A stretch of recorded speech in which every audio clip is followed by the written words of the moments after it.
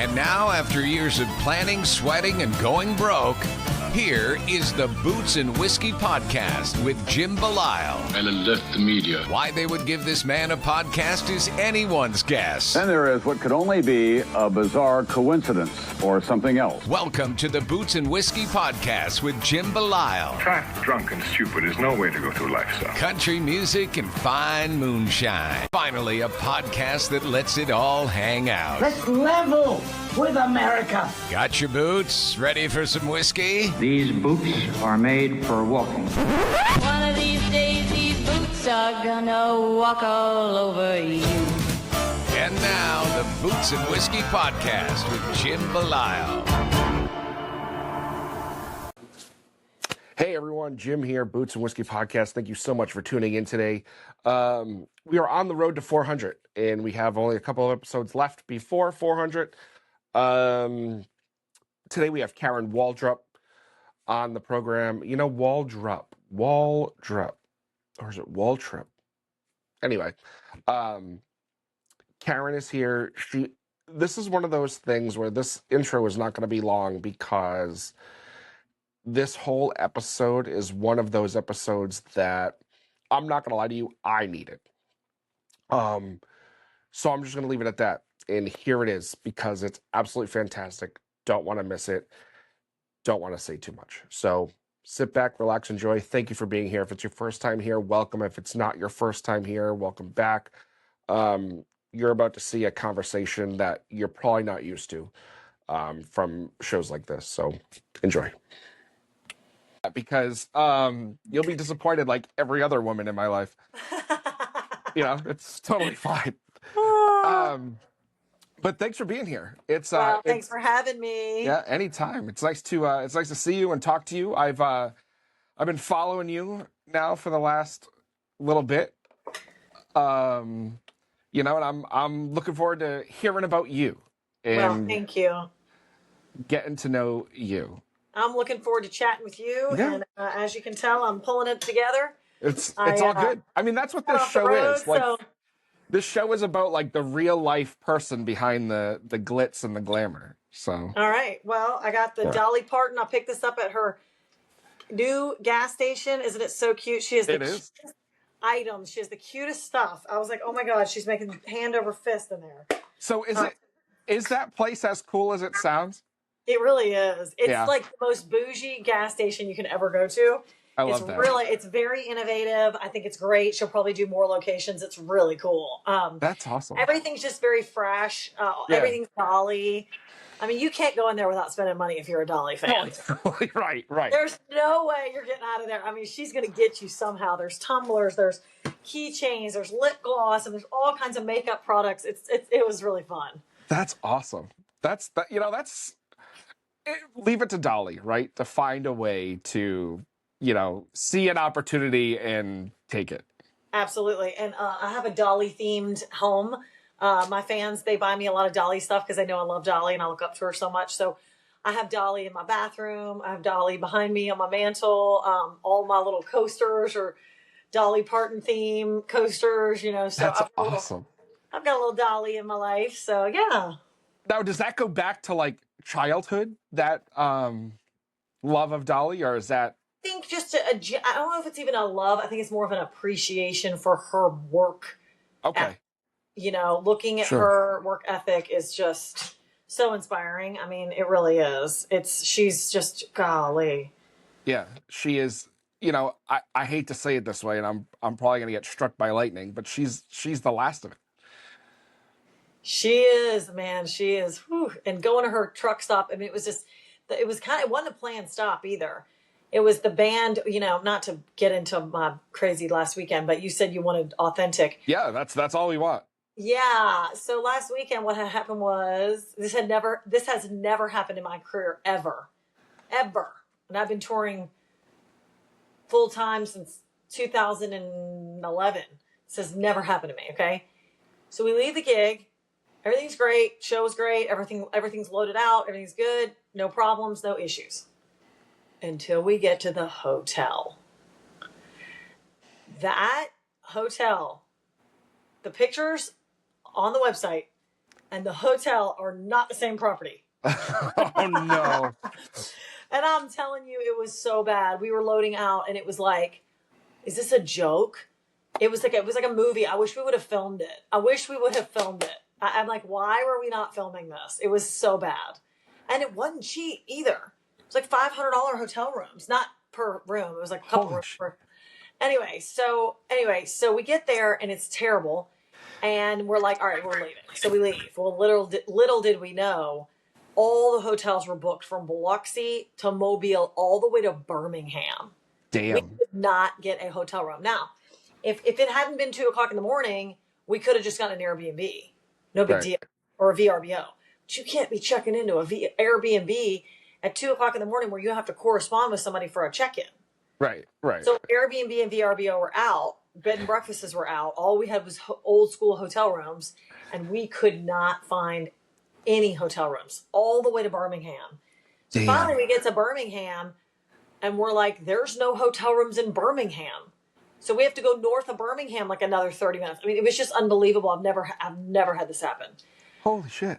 It was unbelievable. And so we get 30 minutes north of Birmingham, and the whole team was like, we're 3 hours from Nashville. What's the point? Let's just get home. At that point. So the band stayed up with the driver. I was telling him dorky dad jokes all the way. I heard more dorky dad jokes than I've ever heard in my life. They were just spitting jokes at him, just trying to keep him awake all the way home. Yeah, we drove from Biloxi, Mississippi, all the way to Hendersonville, Tennessee, through the night. Wow. Yeah. So you got catfished by a hotel room. We got catfished by a hotel room, 100%. That's and awesome. I even defended myself and passed my phone around. I was like, y'all need to look at these pictures. I did not put us in that lodging. The lodging was a joke. And so anyway, so the driver ended up making bank because I gave him the hotel money. So he did well. Right. So he was probably happy now that it's over. In the moment, he was probably pissed. Yeah. But anyway, the reason why I'm telling you that story is that's how we ended up at Dolly's truck stop at like 8:30 a.m. buying lip gloss because we had driven through the night. So where is that? Is that closer to Nashville than? It was like an hour from Nashville. I can't remember exactly where. I was so tired. I hadn't been up all night. The whole team, we were all delusional. I'm surprised I didn't spend more money. But they had like Amish salsa and Amish pickles, and I mean, there are some good products up in there. I mean, it is definitely worth the stop. Wow, it really is. That's some good stuff. That's a crazy ass story.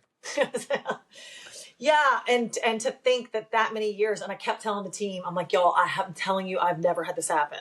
They're like, really? Seriously? I'm like, seriously, never. I've never had that happen. But wow. I did it.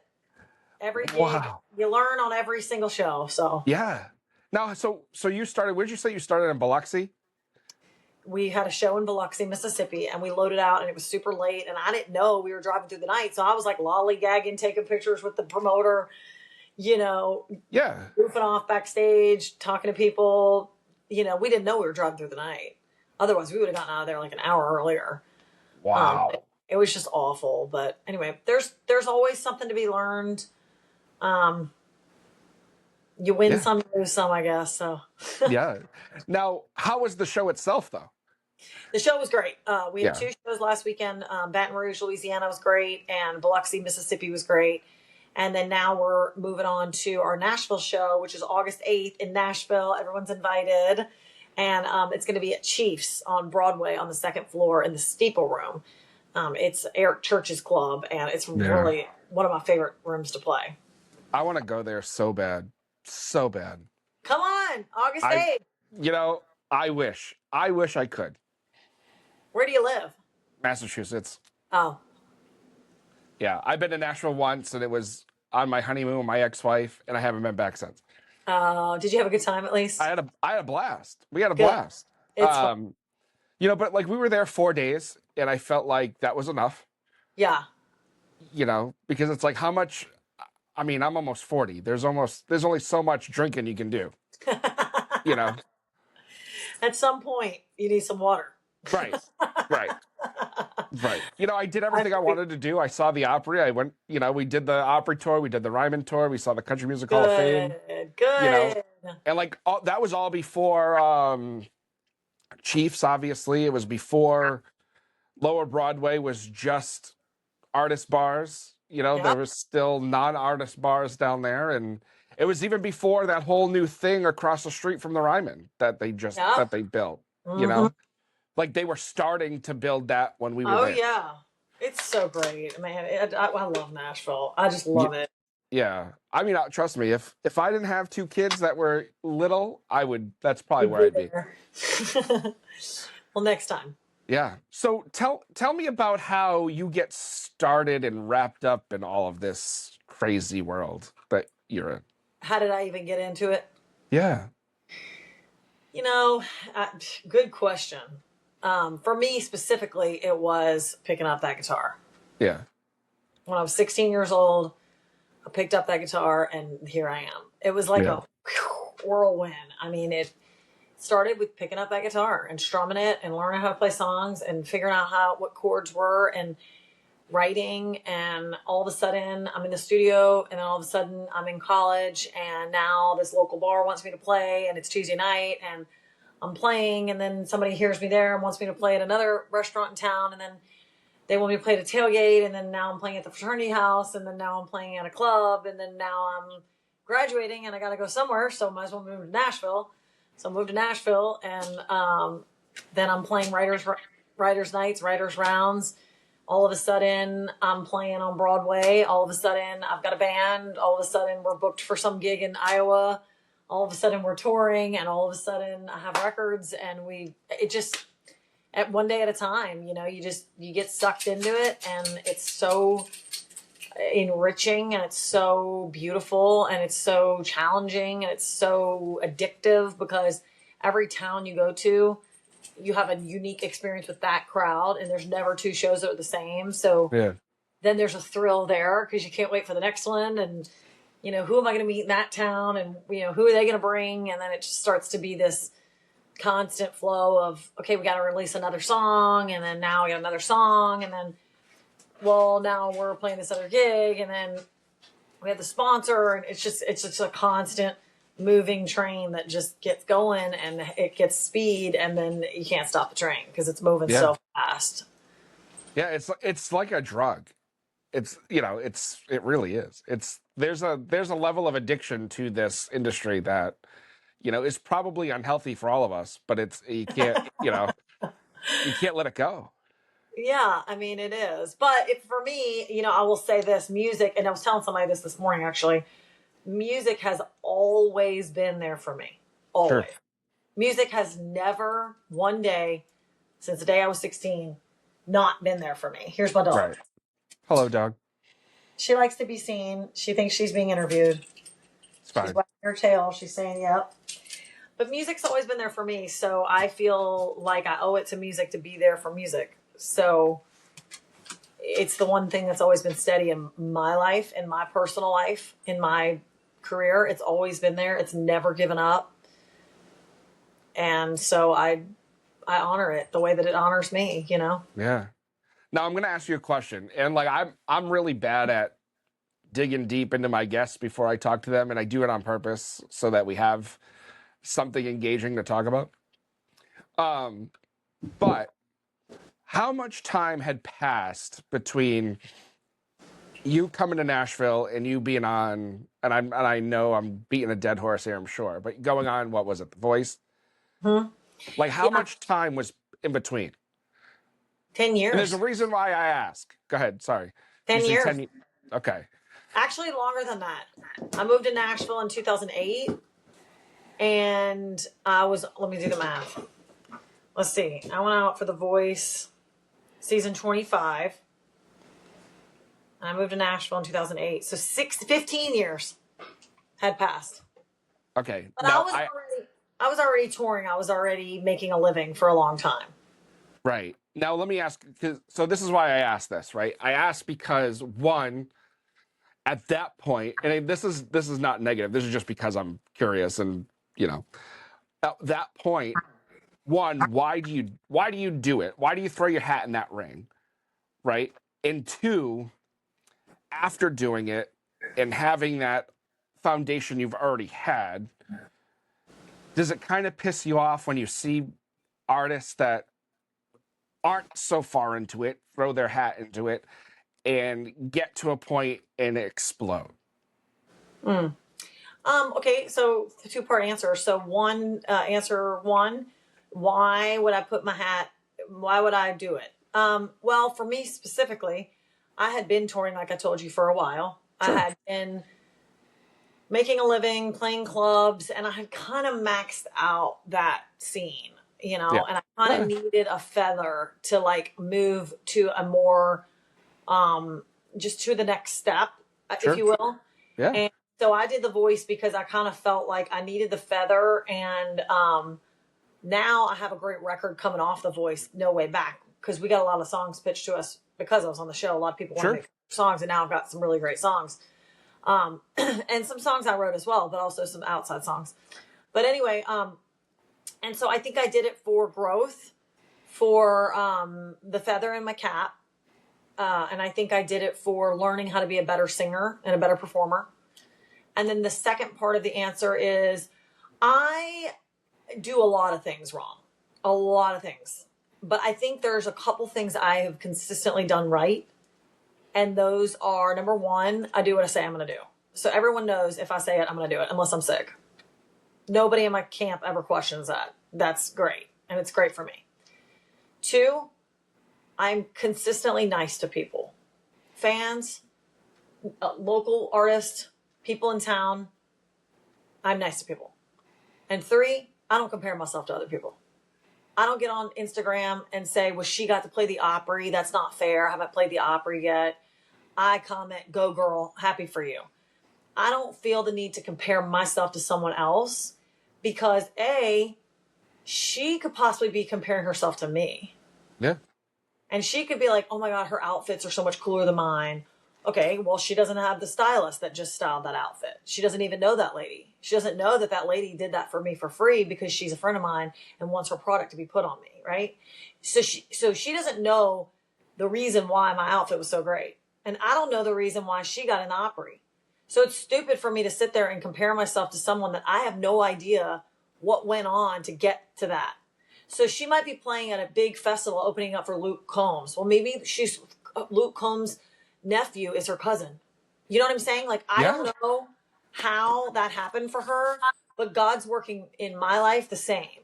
So she could get on my Instagram and say, well, that's not fair. She got to open for Jody Messina. Well, what she doesn't know is that Jody Messina and his camp and my camp are tight. So is it fair? No. Is it right? No. But it's also not fair that her cousin is Luke Combs. Right. So it's not really fair. None of it's really fair.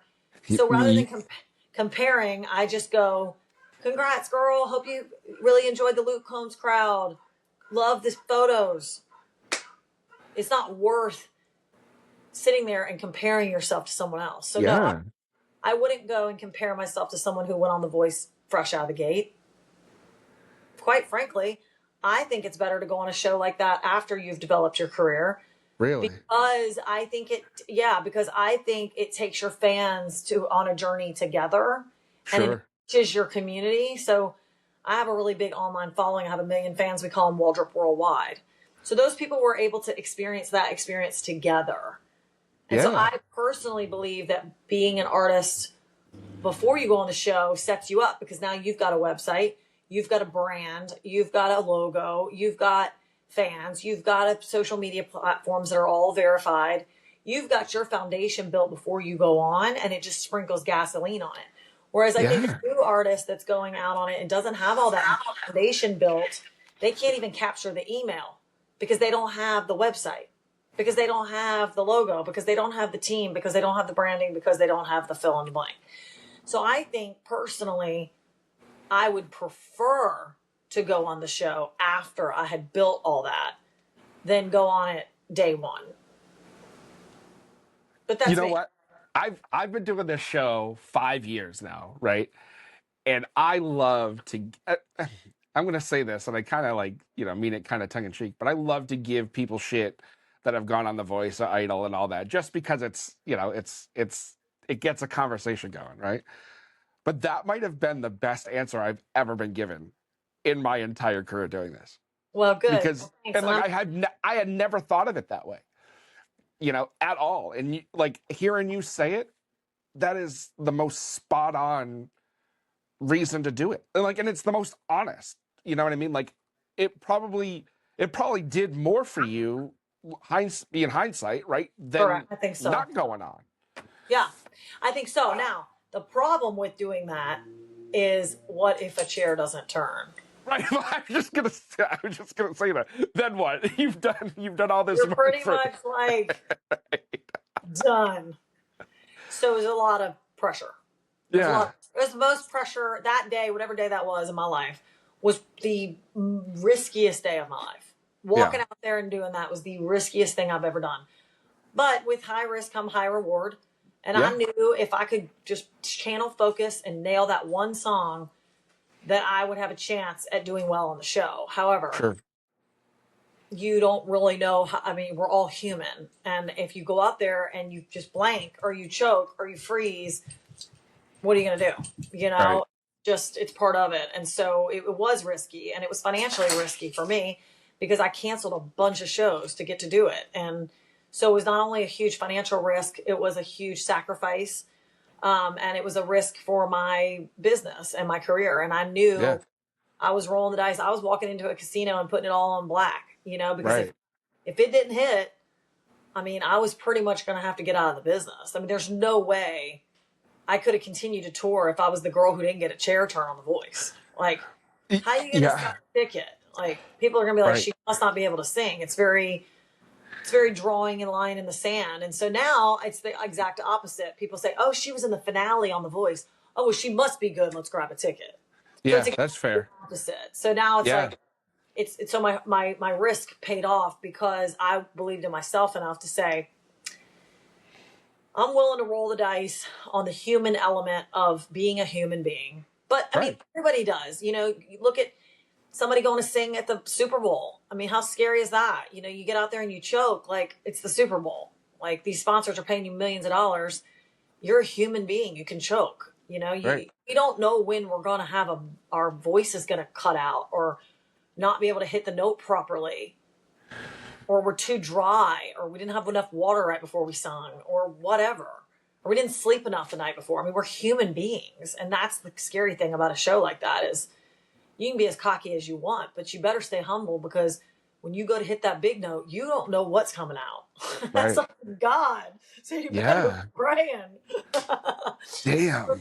So there was a lot of praying. I mean, I was praying every time I walked on that stage. I said a prayer like, Lord, please help me remember these lyrics. Help me to crush this. Help me to get through this. And there was a moment where, when I was about to sing Georgia Rain, where I choked and I didn't know where I was in the song. And God just took it and did it. And I was like, oh my God. And when I go back and look at that, I was like, that could have been so bad. Like, I had no idea where I was in the song. I was like, is the song starting? And so I just started singing. And I was like, I remember singing and being like, I have no idea if I started at the right time. Wow. But it's just part of being vulnerable, and part of doing something like that is scary. It really is. Yeah. And there's nothing you can do because they're airing it. We have no control over what they air, so they're going to air it. So you might as well keep a smile on your face and wing it. Yeah. But I think I learned a lot, and I became a better performer, and I became a better musician, and I became a better businesswoman, and I became a better leader from being on it. So I don't mind talking about The Voice. I think it was a fabulous experience. I personally had a fabulous experience. Yeah. I did not have any bad experience on The Voice. And it's funny you say that, because it's like, I've talked to people that it's the total opposite. Even if they do well in it, right? And they go far and whatever, right? And it's gonna be, I don't know exactly what, but it's gonna be based on what you maybe expected going in. That is very spot on. That is very spot on. You just hit the nail on the head. It's what did you expect going in? And I expected nothing. Right. I expected my career, my fan base to grow a little. I expected to grow tremendously in my skill set. which I got, and I expected to grow in my performance. I never expected to be famous. Never Right. did that ever cross my mind. That was not why I was there. I was trying to build my business. I was trying to grow my business, and I was trying to grow my performance skills. And I was trying to grow my accolades, my little Sure. feather I told you about.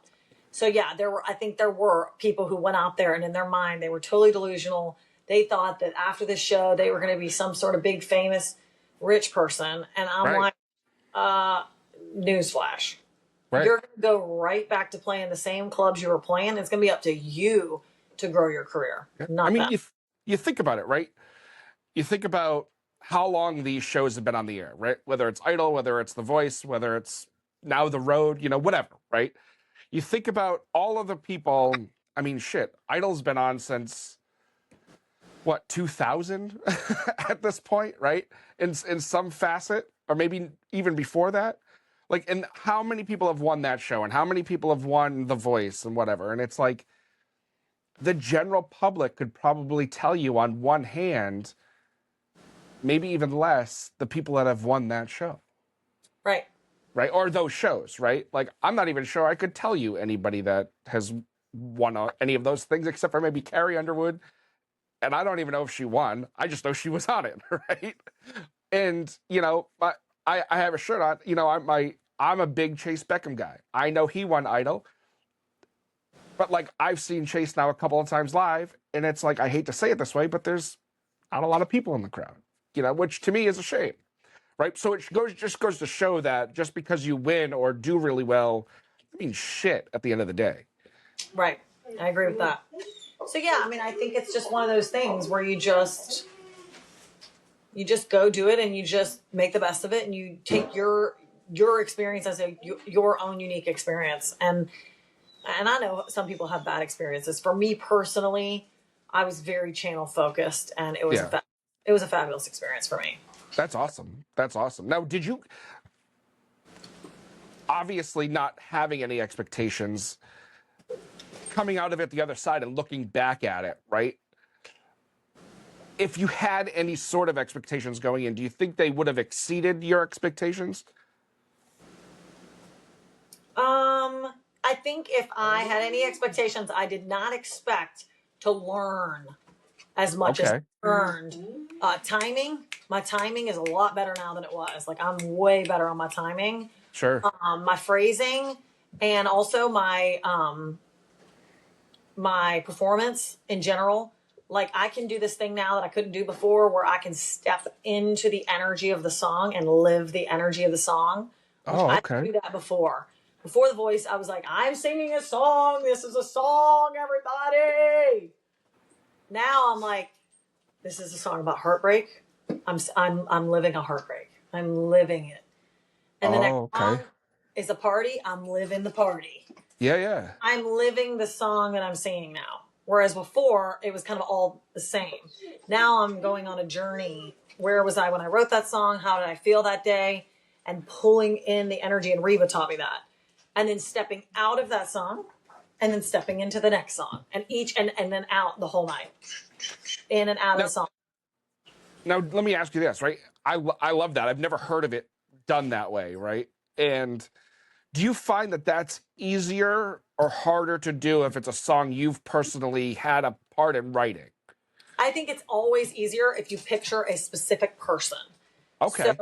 So I have a song called Just in Case, and I specifically picture a young 16-year-old girl that I know, and I sing it to her. She's not there, but I'm singing it to her. So if you can picture that person, ex-boyfriend, sister, neighbor, whoever, doesn't matter. But you just have to figure out who that person is for that song, and you have to sing it to that person. And you can't be singing it to the crowd. You have to sing it to that person. Sure. I think that's really powerful. Yeah. It's really powerful. And that's from Reba. This is going to sound probably weird to say, but, like, I hope there's people out there watching this and listening to this that are in this industry trying to get through it and, like, really listening to what you're saying, because listen, I've talked to a lot of people, and I have never, and I've talked to some people, right?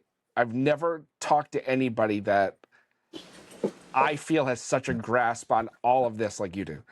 Well, thank you. You're Thank welcome. you so much. I really appreciate that. And I needed that because I had a situation last night where somebody was kind of ripping the music industry apart and kind of making me feel like I was insane for even being in it to begin with. And I learned a big lesson last night from that. And so for you to give me such an incredible compliment, it really means a lot, especially today. I felt like that was a little extreme last night, hearing someone be so negative about my work and my business. It was a little bit like, and I know people don't know better, and I'm not mad at the person. It can be a little bit like, it'd be like if you, let's put it this way. Let's just flip it for a second. All right. You're all sitting around and there's a truck driver at the table.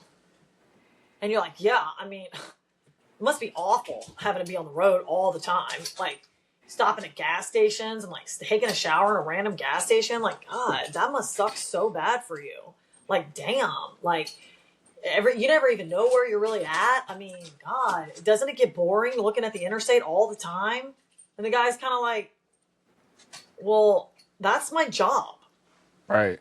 It's like, so what's your point? Like, somebody has to get the goods across America. So why are you sitting here making me feel like I'm a crazy person for being a truck driver? I'm a truck driver. Right. What's your problem? Go get a beer, like, and I think that's the thing musicians deal with a lot. It's like everybody else gets to do their occupation and everybody sits at the dinner and goes, oh, you're a truck driver. That's so great. Oh, you're a teacher. That's so great. Oh, you're great. Oh, you're a dental hygienist. Awesome. That's so great. Oh, you're a musician. Let's freaking roast her. Right. That's true. And it's like, excuse me. It's my job just like it's all of your jobs. And no offense, but there's nothing better about you being a teacher or you being a truck driver than me playing music. So I don't really need to be roasted right now, Right. We all just enjoy this meal. Like, you know what I mean? Like, so I think that's a thing that musicians deal with a lot. And I think I learned just literally last night. I'm not going to get involved in those conversations anymore. Yeah. I'm not involving myself in any more of those conversations. I am done with that. I am done with that. When I am at an event and somebody wants to start ripping apart the music industry, I'm just going to say, I appreciate your perspective. This is my career, and I am not having this conversation with you. I'm sorry. Right. Now, let me ask you this, right? And I'm not to justify anything. I'm just trying to look for context. But was it an event that was industry related? No. Oh, okay. It's a person who just didn't really understand the business, and I think was genuinely trying to understand it. Gotcha. But okay. I don't understand it. Right. So I'm not going to be able to help you understand it because I don't understand it myself. Right. Like, the music industry is such a blessing to me. Sure. When I go out on the road and people bring me gifts and wine bottles and tumblers and jewelry and bottle of whiskey and gifts and candles and all this stuff. I don't really understand that. I don't know why they do that. I don't know. But I know one thing. I'm loading those gifts in and I'm using them and I'm burning those candles and I'm, friends come over drinking that wine. So I don't know. I have no idea why someone buys a ticket to my show. I don't know why they buy a t-shirt. I don't know why they pay $65 for a VIP. I don't know why. I don't know. I literally have no idea. All I know is this is what God called me to do. This is what I'm doing, and it makes people happy. I say it all the time that I do this podcast for transparency, honesty, and it's a therapy session. Yeah. Right. And I love your take on all this because you know what? I am one of those people that think that this industry is fucked. Right. And but I'm also in it. You know what I mean? Like I don't understand it either. Right. At all. But I know that it's fickle. I know that it sucks to a lot of people. I know that it's hard. Right. And it's nice to have somebody like you that also probably understands those things, right? And still loves it just as much. You know, and it's, you know, every industry has its doom and gloom, right? It really does. But like when you love it, a lot of the bullshit doesn't matter. Yeah. You know, Yeah. it's kind of like, you know, and then you saying that and like your response to it, you know, I do this awful thing where like I work with some younger people in my day job, right? And one of the kids just got married. And I went through a really bad divorce. So I tell them all the time. I used to tell them all the time, like, you still got time, run. You know what I mean? But like, Right. and like, after you saying it that way, it's like, shit, I probably, maybe I did do a little mental damage to this poor kid, you know? But like, you know, so maybe I needed that response. So thank you for that. Yeah, you're welcome. And I actually were divorced myself, so I feel you on that. And I say things to girls that are going through marriage that's no one said to me. And I always say, did you check his credit score? You know, have you checked his credit score? Like that seems like such a simple thing, but it's not simple. Right. It's very important. So, you know, we do that. When you know, someone said, Ed Milet says, we're most qualified to help the people we once were. So I think that's good. I think it's good to pay it forward and to share the things that you learned. And I do have a plethora of information I could share to young artists. And I could totally speak on a panel in front of, and I do, you know, speak on panels in front of, and whenever I'm asked, I love to do that and pay it forward and share the mistakes I made and the things I did right and the things that mattered and the things that made a difference. And I don't know everything. I'm learning all the time. And that's the most important thing, right? Yeah, I'm learning all the time. Now, when you know, to go back to a little bit, right? You do the voice and all that, wonderful, great, hooray, right? Looking back at that, and now to where you are today, what do you what would you I don't want to say argue, but what would you say has been the biggest door to open from that experience? Whether it's, you know, professionally, personally, whatever. Like what are the big takeaways from, you know, Karen before and Karen after at this point? Yeah. Great question. When I came off the show, a month later, or maybe a month and a half later, back to Ed Milet. I love Ed Milet. And he talked about touching the dream. And there was an event on the rooftop for 4th of July 1 year ago. This 4th of July, my anniversary of that night. And Ed Milet said to touch the dream. So I bought tickets to this rooftop bougie event that was amazing and overlooking the water and fireworks and everything. And there was a gentleman there named Brian Agee. And he came up to me and he said, "Hey, are you Karen Waldrup from The Voice?" And I said, "Yeah." And he said, "Oh man, I can't imagine the contract you must be under." And I said, "No, actually, you know, 30 days after the show is over, you know, it's over. We're done. There's nothing." And he was like, "Really? You should track with Jeff Huskins." Jeff Huskins just produced my new record, No Way Back. So I would say that the door opened. If I had been on that rooftop and had not been on The Voice, would I have ever even been recognized by that guy? Would he have ever even walked up? Would he have just thought I was some girl in a cute 4th of July outfit? Or would I have met him? And would I have said, "Oh yeah, I'm a musician," and maybe I would have been connected anyway. But the point is, there were hundreds of people on the rooftop. Would I have met him? Who knows? He recognized me. And he was willing. And so we were able to immediately dive into, you should meet with Jeff Huskins. Oh, by the way, Jeff Huskins is producing at BMG, and he's also using Dolby Atmos mixing.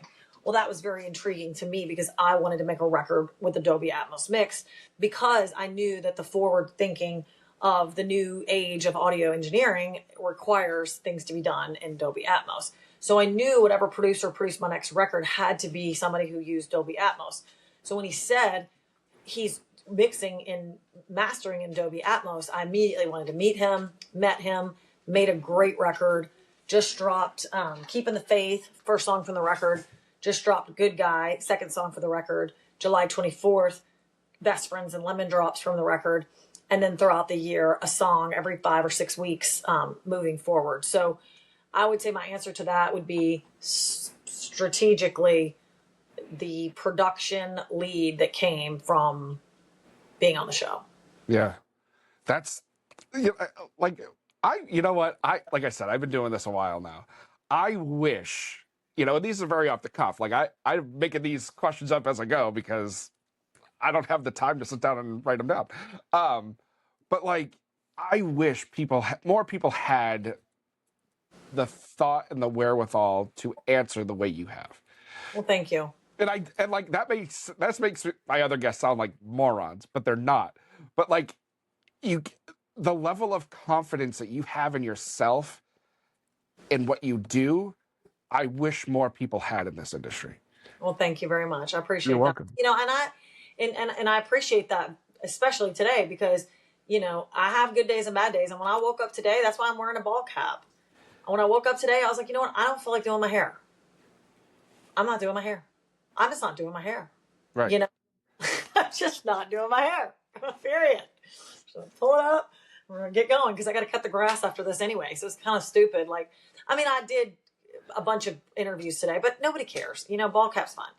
So I think you have your days where you wake up and you're ready to freaking crush. And then you have your days where you have to give yourself a little grace and throw a ball cap on and just be cool about it and just not be over the top. And so thank you for that.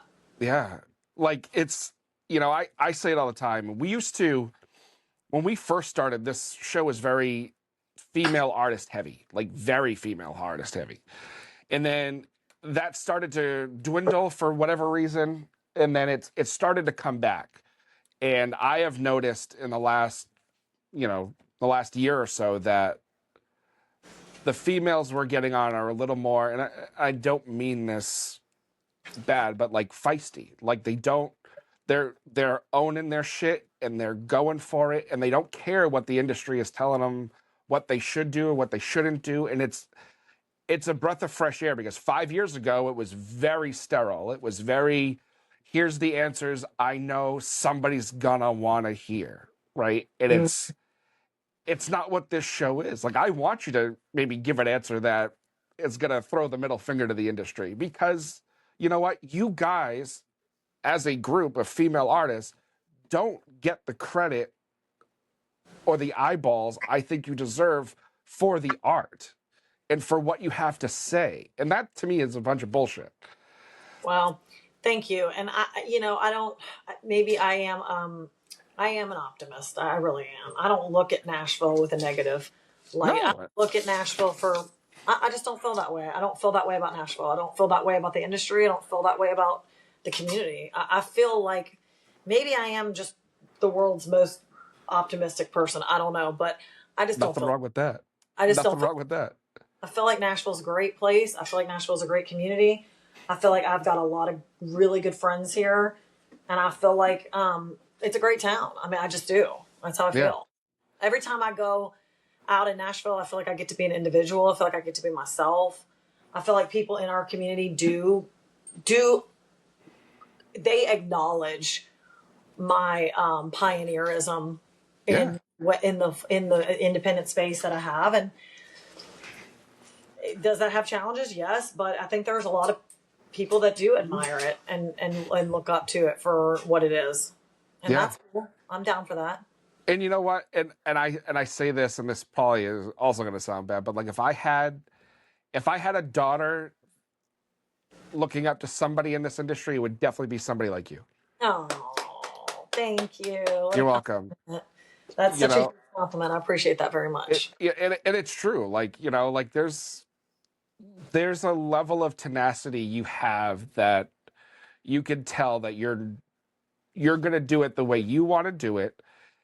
And you have, and it's obviously working, and that's awesome. It's a breath of fresh air because you don't, and it doesn't matter, male or female. Like there's a lot of people in this industry that don't have what you have. Well, thank you. You're welcome. Love it. I love what I do. I mean, I do. I do. It has its rough moments. I mean, I still haven't finished unpacking from coming home Sunday. Here it is Tuesday. So I mean, right. it has its moments that are a little bit, maybe you didn't mean for 3 days to go by and still haven't unpacked. But anyway, you just do it and you just go with what's going on that day and you just roll with it. Yeah. Now let me ask. I have one thought that I wanted to get out to you. Right. Um, I'm a big old school country fan. Right. We talked about Dolly. We've talked about all of that. Right. Yeah. What was it like doing a duet with Way? Oh man, he's so great. No, we wrote that song together. Oh, did you? Damned if I Stay. Yeah, we co-wrote that in my house. Yeah, isn't that wild? Damn. Yeah, because Right. like go ahead. Writing with him was a really cool experience because he and I are such different writers. Yeah. I was all about making this huge, massive vocal melody. And he was more into the lyric on the verses, and it came together. We wrote that in one night.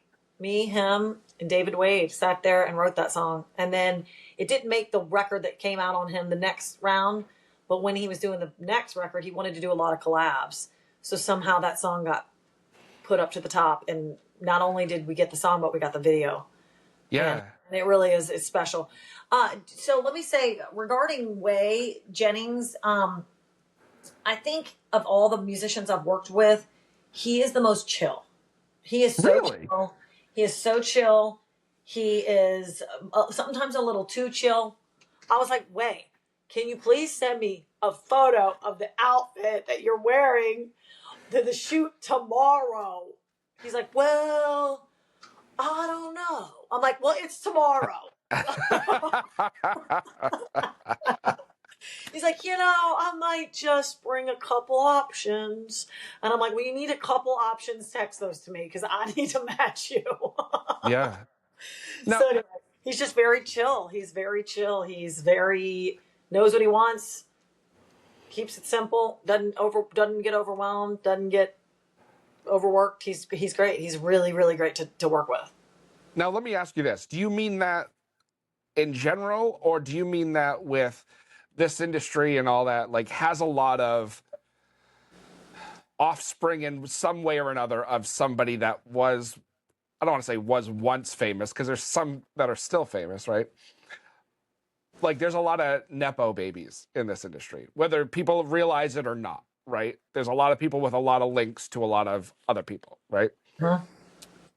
Have you seen that in that same kind of circle when it comes to, people that are coming through now that was a child or a grandchild of somebody that was once at the top of their game? I think so. I mean, I think there are some artists that are related to big stars, but I don't find them to be, in my personal experience, I don't really find them to be much different. No? Not really. That's great. Timothy Wayne is the nephew of Tim McGraw and is so freaking nice. Such an honest dude from Louisiana, just like all my other Louisiana guy friends. He doesn't seem cockier than any of them. Way Jennings, I wouldn't even know he was related to Waylon unless he told me. I mean, he's so down to earth and cool. Carter Faith, the daughter of Faith Hill, apparently she's amazing. I haven't met her, but everyone says she's awesome. Right. So I don't really feel that those people are, maybe there are some that are, but in my experience, the ones that I've met and worked with, I don't feel that. I feel like they're just as gracious, especially Way. Yeah. That's awesome. Yeah, like, Way is incredibly gracious. He's incredibly, and he's like 1.5 million kids. So, so he's got like, he's grounded in a way that's. Yeah. I have tried to get him on this podcast probably for like the last 3 years. And, he does his things his way, and that's fine. Right. But it's like, and like I know his PR person pretty well, and he's like, well, he only does them on these days at these times, and it's like, dude, it's the middle of the day in the middle of the work week. Like, what the fuck? Like, what am I supposed to do with that? But it's like I don't know if you've run into or encountered like Walker Montgomery yet. He's John Michael Montgomery's son. He's another one that I've talked to him a bunch and done some stuff with him, and that's the same kind of thing. Like, you would never know unless you know, and I think that's important, because especially in the way that this industry is and how, some people really have to fight and claw their way, and, I'm not saying that those artists don't, but they already have a foot in the door because of the lineage, right? Sure. Regardless if they want it or not, Fair enough. but I think that's fair. it's an interesting thing. But at least, I've listened to that song with you and Way probably 1.5 million times. And Good. it's Thank you. one of those things, like, I even love watching the video because you're just so animated and into it, and he just sits there and sings the song. You know what I mean? It's very, like, it makes sense. It all works very, very well. Thank you. And we've You're both welcome. been through divorce, so he and I had a lot to channel. Yeah. I did, especially. They filmed that at the perfect time because Yeah. I was still very stressed and still very, like, sad. Yeah. And they were able to capture that. If they had filmed that now, I would have to do more acting because I'm just not in the place that I was. So they really filmed that at the perfect time, and I'm thankful for that.